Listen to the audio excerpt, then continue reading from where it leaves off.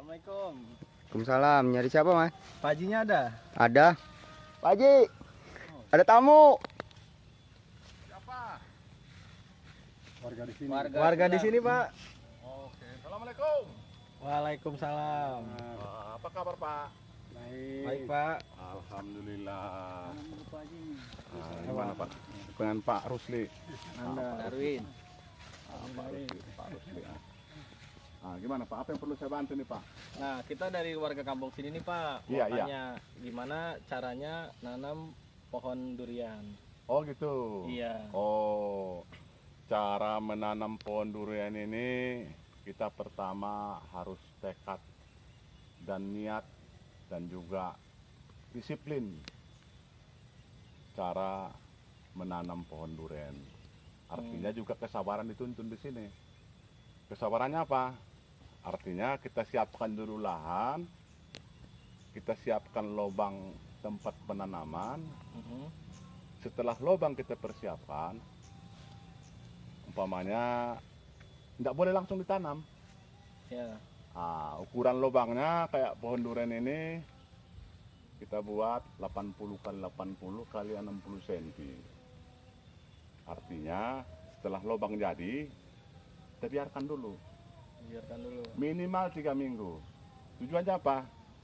Supaya hawa ataupun tanah semalam itu biar uapnya keluar. Jadi kalau bisa sambil nunggu apa tadi, kalau ada umpamanya pupuk kandang yang kita ambil dari petani-petani ternak yang di lingkungan kita di sini, kita minta ataupun kita gimana caranya mau kita beli juga boleh. Langsung kita masukkan dulu ke lubang itu. Iya. Sambil fermentasi namanya. Fermentasi. Fermentasi. Fermentasi pupuk itu supaya sudah matang. Artinya pada saat nanti masuk bibit, jadi pupuk itu udah bisa dimanfaatkan dan tidak panas, tidak mati bibitnya. Kira-kira gitu. Pak Haji tahu dari mana, Pak, untuk yang cara nanam pohon durian? Ini karena memang durian ini termasuk makanan yang mungkin banyak penggemar ya, termasuk saya dari dulu. Tentu kita kalau tidak belajar menanam durian, barangkali tidak pernah kita berhenti membeli seumur hidup beli durian. Iya. Dengan demikian saya mulai berkunjung, belajar ke tempat-tempat perkebun durian yang sukses lah. Habis itu saya belajar lagi ke Sahara Palm di daerah Cilegon, Banten. Begitu juga saya sharing-sharing sama pengelola ataupun sama pemilik sana. Karena kita berbuat supaya nggak salah. Mana ada perbedaan-perbedaan nggak ini? Tapi nggak apa-apa, kita namanya belajar kan. Mau apa kan nanti kita ambil intisarinya aja. Lanjutlah saya pergi lagi ke Banyumas, di daerah Alas Malang. Di daerah Alas Malang itu juga memang sentra durian. Saya salut. Hampir di lingkungan Banyumas daerah tempat yang saya kunjungin itu, di depan rumahnya, di belakang rumahnya ada pohon durian. Jadi udah kayak home industri durian lah. Kenapa kita di sini lahan banyak, Ya. waktu luang kita masih banyak yang kosong, kenapa kita nggak belajar menanam 1 batang, 2 batang? Iya. Saya pinginnya juga sama ini, kalau bapak datang ke sini saya senang. Senang artian, ayo kita sama-sama. Kita memanfaatkan lahan ini. Jangan terfokus dengan modal, ketakutan dengan modal. Yang paling inti dalam mengelola perkebunan kayak gini, nggak usah luas lah, semampu kita aja. Kemauan, disiplin, dan semangat, itu yang penting. Kalau untuk modal bikin kebun durian itu kira-kira berapa itu, Pak? Kalau modal kebun durian ini kan relatif lah ya, tergantung area luas. Kalau kita dari berusaha membuat yang terbaik tanpa pun modal, karena kegigihan kita, kedisiplinan kita, kemauan kita tinggi, insya Allah jadilah kebun durian. Nggak bisa kalau anak kita punya modal umpamanya 10 batang beli bibit, kita tanam 10 batang, tetapi habis ditanam itu untuk biaya perawatan selanjutnya nggak punya modal lagi. Nggak usah lakukan itu, tanamlah 4 batang saja. Yang 6 batang tadi bibit itu persiapan untuk bahan perawatan. Nggak bisa menanam 4 batang, 2 batang pun jadi. Mm-mm. Yang kira-kira bisa kita kuasain, bisa kita tuntaskan pohon durian tadi, bibit durian tadi sampai berbuah. Datang dari sini kayak gini berbagi, saya senang. Saya juga memang bukan insinyur saya, tapi memang ayolah pengalaman yang saya ambil dari orang, ayo sama-sama kita berbagi. Mudah-mudahan insya Allah dengan izin Allah, mudah-mudahan suatu depan yang kita, anak cucu kita bisa menjadi sentra petani durian di wilayah sini. Kalau untuk bibit pohon durian itu kira-kira tingginya harus berapa itu, Pak? Oh, kalau masalah umur bibit ataupun ketinggian bibit itu 1 meter ke atas sebaiknya. Kalau Bibitnya yang di 1 bawah meter. 1 meter itu memang masih rentan ya. Kalau udah tinggi bibit 1 meter, Lebih Kita bagus pindahin kita dari tanam poligot daripada langsung ke kita tanam. tanam umur di bawah 1 meter, hanya 60-70 cm ya, karena itu rentan. Lebih cepat kita sabar, nanti sabar tadi perlu di situ tanamkan. ya. Nah, jadi biar kita lambat tapi berhasil ya Pak ya. Nah, berhasil. Daripada kita buru-buru tapi nggak efektif juga, nggak keberhasilannya juga nggak memuaskan kan juga. Jadi inilah, ayo sambil kita jalan ke sana. Tapi kan ini musim hujan nih, Pak. Kalau sudah nggak musim hujan nih, Pak Haji, kita perlu nyiram-nyiramin juga nggak sih? Nggak perlu lagi, Nggak perlu nggak perlu lagi. Bahkan kita menghindarkan jangan sempat terjadi banjir di bawah di daerah pohon tumbuhan yang baru kita tanam. Oh, yang modelnya begini. Makanya kita bikin begini modelnya. Jadi kalau datang air jangan sempat kerendam ininya. Iya. Jadi di putaran sini boleh. Makanya pada saat nanam pun, jadi polybag itu di atas permukaan tanah minimal 5 ataupun 10 cm. Polybagnya. Dari apanya tadi. Jadi makanya dia ini ada seolah-olah paret. Jadi kalau datang air dari sana sini, air itu di sini, di paret ini. Jadi nggak di sini. Nah itu kira-kira apanya. Nah, jadi inilah fungsinya yang kita bikin.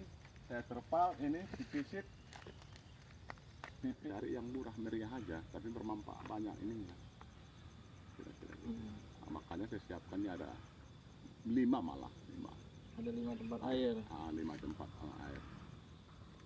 Nah, kalau untuk perawatannya, Pak Haji, kayak obat-obatannya gitu? Iya. Gimana?